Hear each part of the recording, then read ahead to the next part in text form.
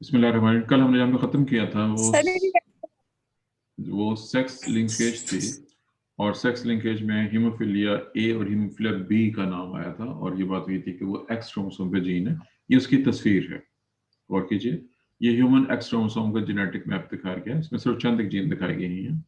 इस जगह पे करके यहाँ पे एक जहाँ पे निशान लगा हुआ है, इस जगह पे ये 3 जीन्स हीमोफिलिया ए और 2 गैर मारूफ डिजीज हैं, इनकी जीन्स इस जगह पे लिंक्ड हैं, और थोड़े से फासले पे इससे ये हीमोफिलिया बी।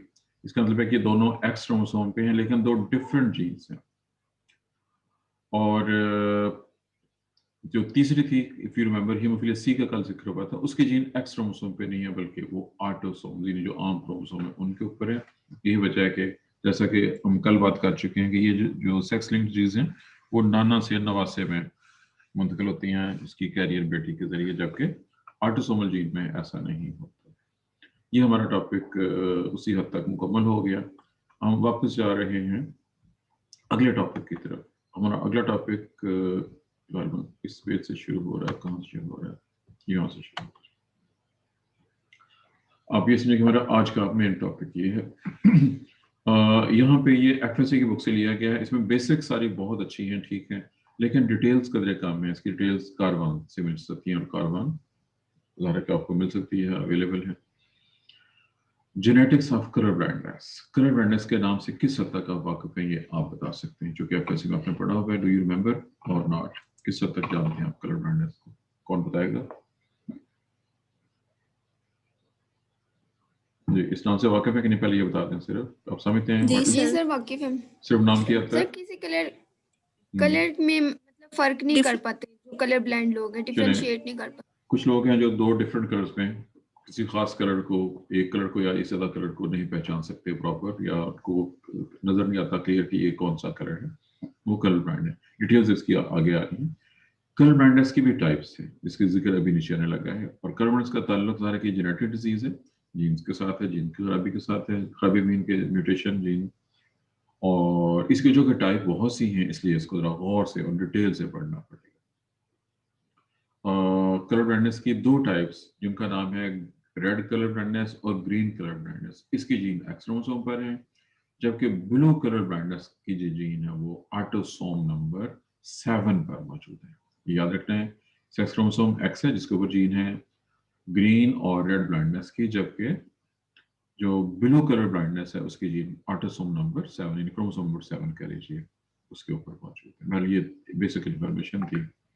अगला पॉइंट है कि जो 3 जो बेसिक कलर हैं जिनका जिक्र हो चुका हुआ, रेड, ग्रीन और blue, these are 3 primary colour, basic colour for human eyes. हमारी आंखों में 2 तरह के सेल्स होते हैं, आप नाम से वाकई में नहीं, आपको मालूम होगा। Rods and cones. Rods black and white light के लिए, और जो कोन्स होती हैं वो कलर लाइट के लिए। कोन्स के अंदर जो कलर्ड पिगमेंट होते हैं सिंपली दे आर कॉल्ड ऑप्सिन्स।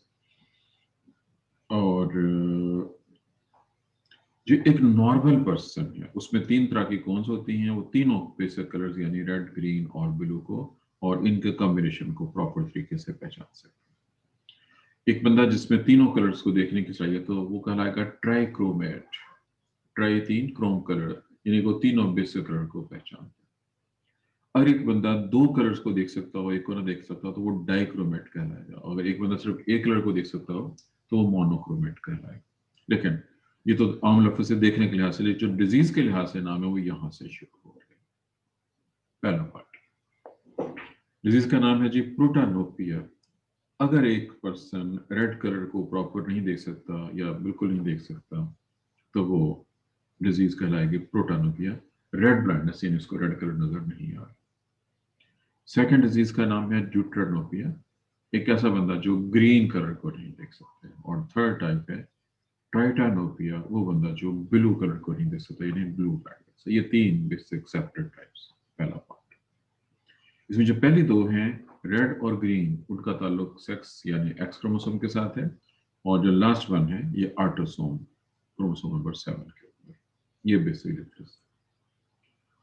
अब इन तीनों के लिहाज से दोबारा फर्ज कीजिए एक बंदे को रेड कलर नजर नहीं आ रहा लेकिन बाकी दोनों नजर आ रहे हैं, वो कहलाएगा कि वो डाइक्रोमेट, लेकिन उसको 2 कलर नजर आ रहे हैं। फर्ज कीजिए एक बंदे को ये ग्रीन और ब्लू नजर नहीं आ रहे, रेड नजर आ रहे हैं, तो वो मोनोक्रोमेट हो जाएगा, जिसको एक कलर नजर आ रहा है। मोनोक्रोमेट जिसको एक कलर नजर आता है, डाइस को दोनों नजर आते हैं, और ट्राइड्स को तीनों कलर नजर आते हैं। देखिए प्राइमरी कलर सिर्फ तीन, ये तीनों की डेफिनेशन होगी। अब इसका जो ज्यादा इंपॉर्टेंट चीजें हैं, ये मैं अगले पेज पे लेके जाने लगा हूं उसको। ये है यहाँ पे आज। अब इसने ये बहुत मुख्तसर लिखा हुआ है, बहुत कम कम लिखा हुआ है, लेकिन चलें। फर्ज कीजिए एक बंदे को ब्लू कलर नजर आ रहा है और रेड और ग्रीन नजर नहीं आ रहा, तो टेक्निकली वो ब्लू कोन मोनोक्रोमेसी, यानी वो ब्लू उसमें कोन मौजूद हैं, वो मोनोक्रोमेट है, यानी वो ब्लू कलर को देखता है लेकिन रेड ग्रीन को नहीं देखता। एक और फिक्रा सुन लीजिए, बड़ा इंपॉर्टेंट फिक्रा है। ये पहले बात हो चुकी है कि रेड और ग्रीन जो हैं, इनकी जीन एक्स क्रोमोसोम पर यानी सेक्स क्रोमोसोम पर है, यानी red green colour blindness is sex linked. जैसे हीमोफीलिया ए और हीमोफीलिया बी थी, ऐसे ही रेड ग्रीन कलर ब्लाइंडनेस जो है, इसकी genes chromosome number chromosome X के ऊपर हैं, और ये सेक्स लिंक्ड जीन है, यानी जो नाना से नवास में मुंतकिल होती है। एक पॉइंट पहला। और इसकी आगे बहुत सी वेरिएशन ये हैं। फर्ज कीजिए एक बंदा ग्रीन कलर को देख तो रहा है लेकिन प्रॉपर नहीं, उसके शेड में फर्क नहीं कर सकता है, तो जुजवी तौर पर उसकी रीजन ये है कि शुरू में तो ये ख्याल था कि ये सिंगल सिंगल जीन की वजह से ऐसा हो रहा है, लेकिन डिटेल्स में स्टडी से साबित हो गया कि सिंगल जीन नहीं बल्कि ये पॉलीजीनिक है या मल्टी जीनिक, यानी ज्यादा जीन कंट्रोल करती हैं। इस वजह से इसकी बहुत सी वेरिएशंस हैं जिनका पता डीप डिटेल में जाके चलता है। लेकिन इन जनरल अगर एक बंदा रेड ग्रीन में फर्क नहीं कर सकता तो वो कलर ब्लाइंड कहलाता है, और ज्यादातर जो कलर ब्लाइंड है वो यही वाले होते हैं जो रेड और ग्रीन में फर्क नहीं कर सकते, सिर्फ ब्लू को प्रॉपर देख सकते हैं। यह है जी इसका बेसिक तारफ। अब इसमें इससे सिर्फ यहाँ पे क्वेश्चन दिया हुआ है, एफएससी की बुक में बस ये यहाँ तक ही है, लेकिन आपकी जो बुक्स है वो वाली जो आपके पास है, अगर रामे है तो उसमें भी, और अगर कारवान या इल्मी है तो उनके अंदर इसकी डिटेल इससे ज्यादा दी गई है। और खास तौर पर कारवान ने इसकी क्रासेस भी दिखाए हुए हैं। उसने क्रासेस दिखाने के लिए बाकायदा बंदे बना के दिखा दिए हुए हैं। जी किसी के पास आप में से है इस वक्त कारवान है किसी के पास? कारवान में पेज नंबर 97 पे, पेज नंबर 97 पे उसने क्रॉसेस दिखाए हुए हैं, बहुत से क्रॉसेस दिखाए हुए हैं। अगर नहीं है किसी एक के पास है तो वो सेंड कर दे ग्रुप में, ताकि बाकी बच्चे वहां से वो सारी डायग्राम्स को देख सकें और इसको स्टडी कर सकें। जी किसी के पास कार्बन है जी, भेजेगा कोई कि नहीं भेजेगा इस वक्त? सर एक दो बच्चों के पास है क्लास में। जी कुछ सेंड करेगा जी तस्वीर। ये पेज नंबर 96 97 पे है, 90 और बल्कि 98 तक जा रही है आगे। ओके सर, मैं कर देती हूँ अभी।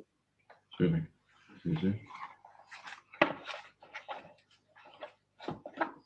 और चूंकि रामे तो मेजॉरिटी के पास है, रामे में मेरे ख्याल में जी, रामे में किस पेज पे है तो बताएगा जी पेज रामे का? मैंने देखा उसमें नहीं मिल रहा मुझे। टॉपिक है ही नहीं इसमें, लेकिन पहले ये टॉपिक जहाँ पे करके बताओ, जहाँ हीमोफीलिया उसके करीब होना चाहिए। किस पेज पे है हीमोफीलिया बताएं मुझे। सर ये टॉपिक है 168 पे। जी सर 168 पे है कलर अब ब्लाइंडनेस। चलिए देख लेते हैं। 168 पे कलर ब्लाइंडनेस दिया हुआ है इसने, डायग्रामेटिक दिया।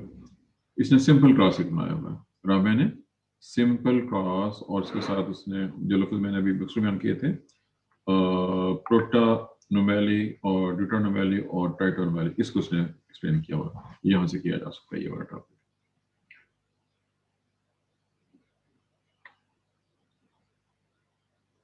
इस हद तक। और इसमें एक और इन्फॉर्मेशन भी है, जॉन डॉल्टन 1794 बड़ा मशहूर केमिस्ट जिसने के इस चीज को डिस्कवर किया था, कलर ब्लाइंडनेस को। जी इसमें क्रॉसेस सिर्फ एक चूहा क्रॉस बना हुआ है। पहले इन जनरल अगर फीमेल हेटेरोजाइगस हो और मेल नॉर्मल हो तो 3:1 रेशियो आएगी। कलर ब्लाइंड एक बच्चा होगा वो सिर्फ मेल होगा, सिर्फ मेल, आधे मेल इफेक्ट होंगे, फीमेल इफेक्ट नहीं होगी। अगर एक फीमेल कैरियर है तो उसके आधे बेटे कलर ब्लाइंड होंगे। और ये आधे ज़्यादा डिपेंड करता है फैमिली इतनी बड़ी या बहुत सी फैमिलीज का रिजल्ट कंबाइन करके रिजल्ट निकाल सकते हैं, तो प्रॉपर रिजल्ट निकल आएगा। मेरी एक बहुत इंपॉर्टेंट इन्फॉर्मेशन जी, वो कौन से बच्चे ने कहा था कि वो भेजती है, सेंड करती है कार्बन वाली डायग्राम जिसमें क्लासेस काफ़ी सारे बने हुए हैं, अभी तक सर आया भेज दिए। भेज सर दिया। वो आ देखें गई हैं ग्रुप में। जी मैं ग्रुप खोल लूँ जरा दोबारा।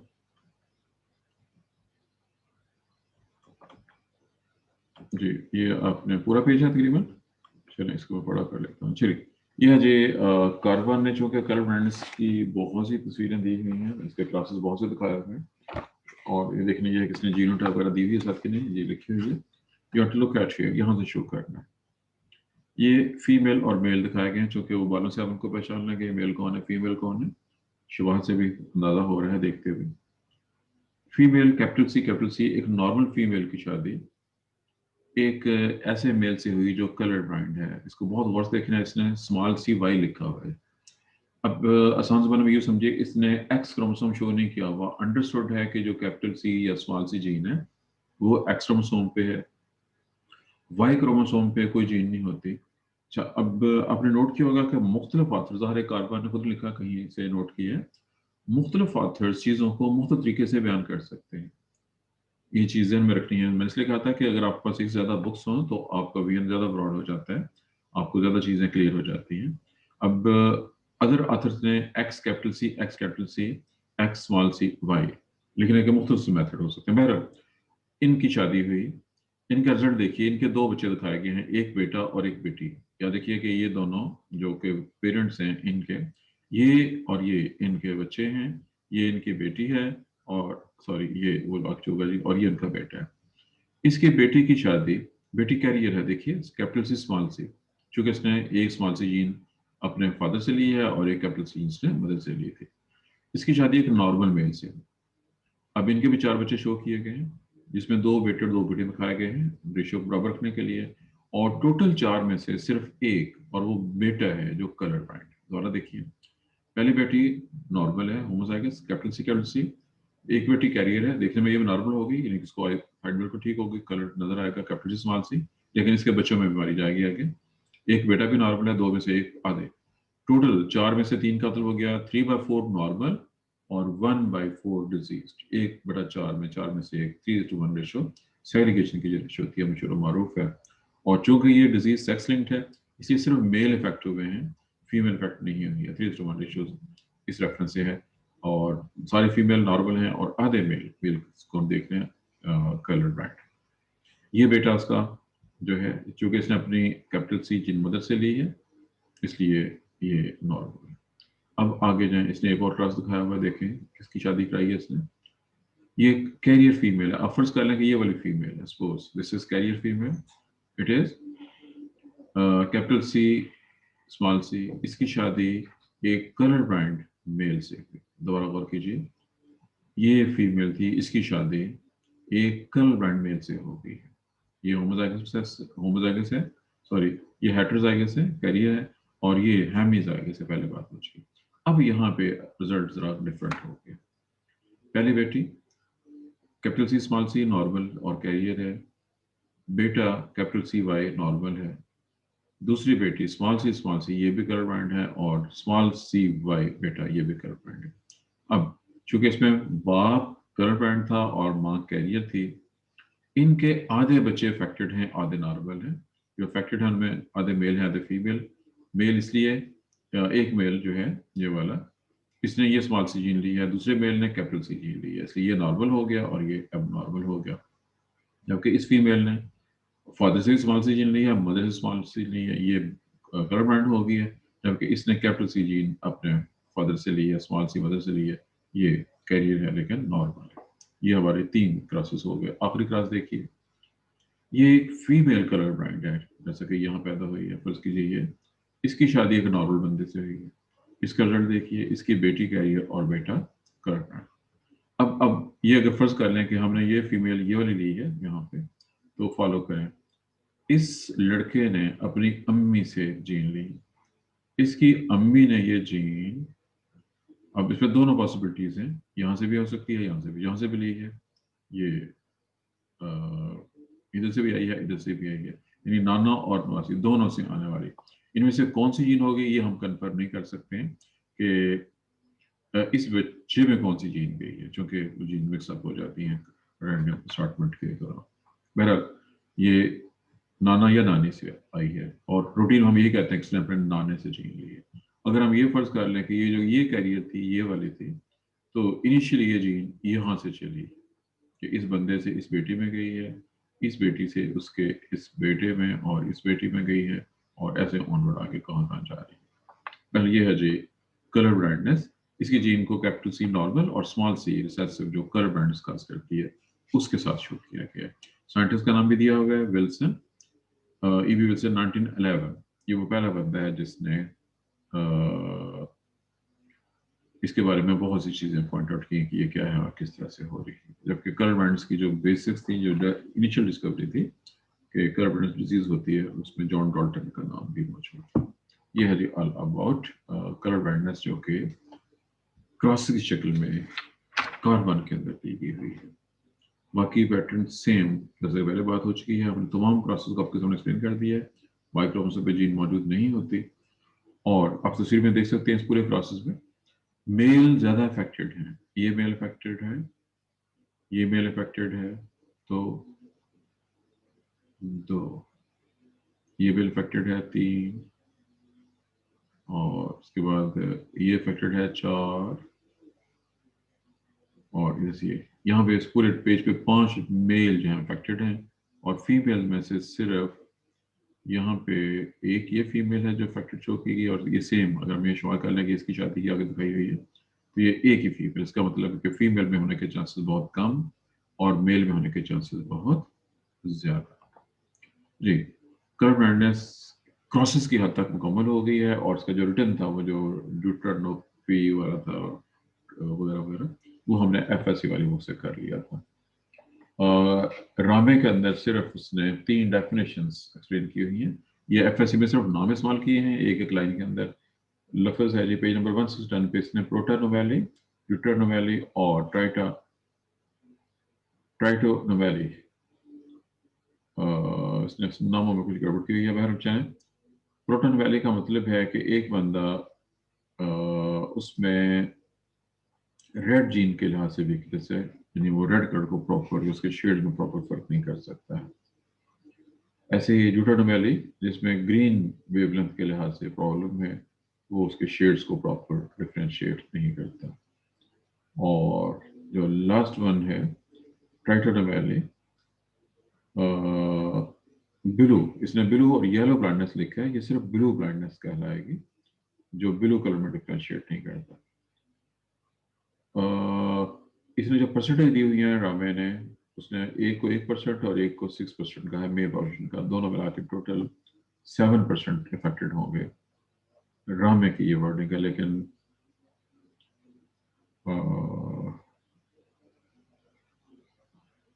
जी रामे ने ऊपर कुछ और कहा है और नीचे से कुछ और कहा हुआ है। ये चीजें इसके मिक्सअप में 1% नहीं, इसकी सारी की सारी जो फिगर्स है वो आपस में मैच नहीं हो रही है। रामे ने जो फिगर्स दी हुई हैं ये मैच नहीं कर रही।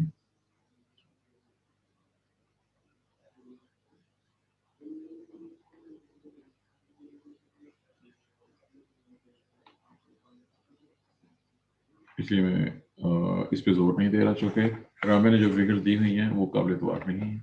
इनको किसी और सोर्स से चेक करना पड़ेगा। अगर किसी और बुक ने ये दी हुई है, मुझे देखना पड़ेगा स्ट्रिक वर्क में अगर ये दिया हुआ होगा टॉपिक। मेरे ख्याल में स्ट्रिक वर्क पर टॉपिक शायद ये डिस्कस नहीं हुआ होगा, शायद उस वजह से ये प्रॉब्लम पैदा होती है कि वो बुक बहुत अच्छी वाली है, उसमें कोई चीज़ प्रॉपर अगर ना मिले तो फिर उसके ऊपर शक किया जा सकता है, क्योंकि और कोई बहुत अच्छी बुक अवेलेबल नहीं है। टाइम कितना बाकी है जी? 10 मिनट बाकी है हमारे पास।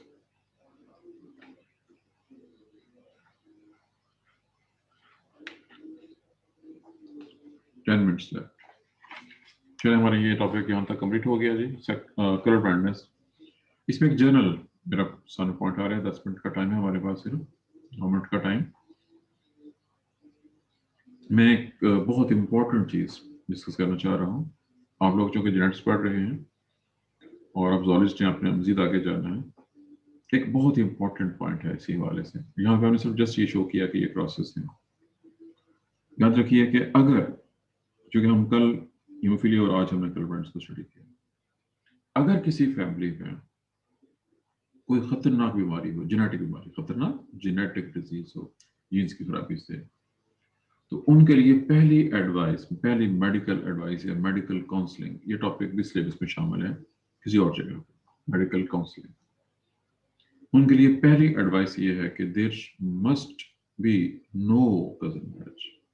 किसी भी सूरत में कजन मैरिज नहीं होनी चाहिए अगर फैमिली में खतरनाक डिजीज मौजूद हो, मसलन हीमोफीलिया अगर है तब। कर्बाइड्स चूंकि ज़्यादा खतरनाक नहीं है इसलिए इससे कोई ज़्यादा फर्क नहीं पड़ता कजन मैरिज में। ऐसे ही एल्बिनिज्म खतरनाक बीमारी है, खतरनाक, उससे डेथ तो नहीं होती है लेकिन पेशेंट बहुत कमज़ोर होता है, उसके लिए बहुत सी प्रॉब्लम होती है लाइफ में उसका। इसके अलावा और बहुत सी बीमारियां हैं, कुछ बीमारियां ऐसी हैं जो अब बहुत कॉमन हो गई।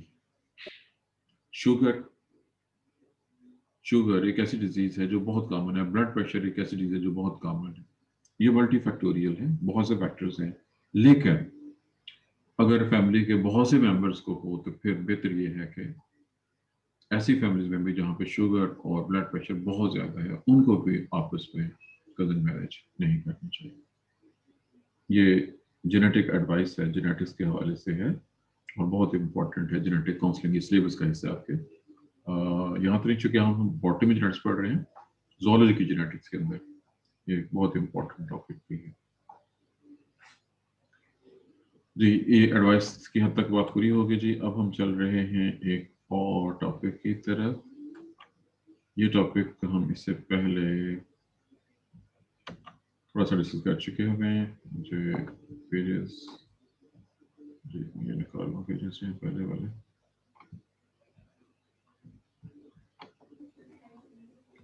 टॉपिक बेसिक यहाँ से शुरू हो रहा है, ये छोटे छोटे टॉपिक्स हैं, इसका जिक्र पहले शायद आज का हुआ है। सेक्स लिंकेज में आगे दो पॉसिबिलिटीज हैं, एक होता है एक्स लिंक्ड और एक होता है वाई लिंक्ड।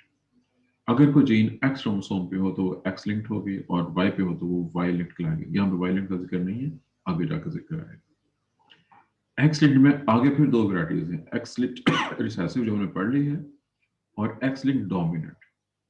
हमने हीमोफीलिया और कलर ब्लाइंडनेस दो डिजीज स्टडी की हैं, दोनों ही रिसेसिव हैं, यानी स्मॉल सी या स्मॉल ए जीन कॉज करती है। जबकि एक्स लिंक में डोमिनेंट जो फैक्टर होता है, फर्ज कीजिए कैपिटल डी है या ये एक बीमारी का नाम भी आएगा, उसमें हाइपोफॉस्फेटेमिक रिकेट्स आपकी बुक ने दिया हुआ, इसका जिक्र किया हुआ है। एक्स लिंक डोमिनेंट जो है उसका जो पैटर्न है वो रिसेसिव से एक्स लिंक सबसे बिल्कुल डिफरेंट है। हमने भी पढ़ा हीमोफीलिया और क्लबरेंट्स में कि कोई भी जो मेल जो बीमार होता है वो अपनी मदर से और उसकी मदर ने अपने फादर से आमतौर पर वो जीन की होती है। मैंने आमतौर पर कहा है, बाज़ वो मदर से भी आ सकती है। कल ये था जी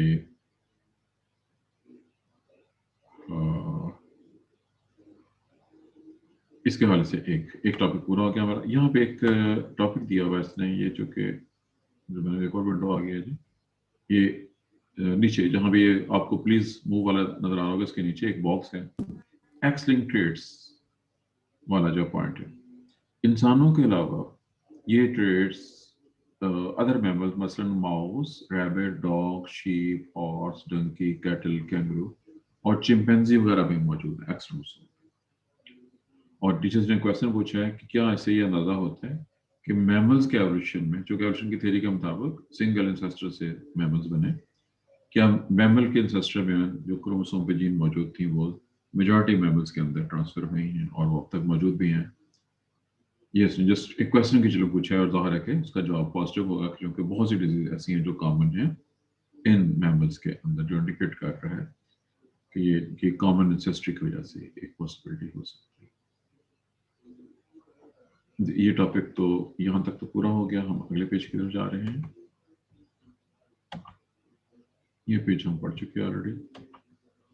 नेक्स्ट पेज जी, यहाँ पे ये भी हमने पढ़ लिया है।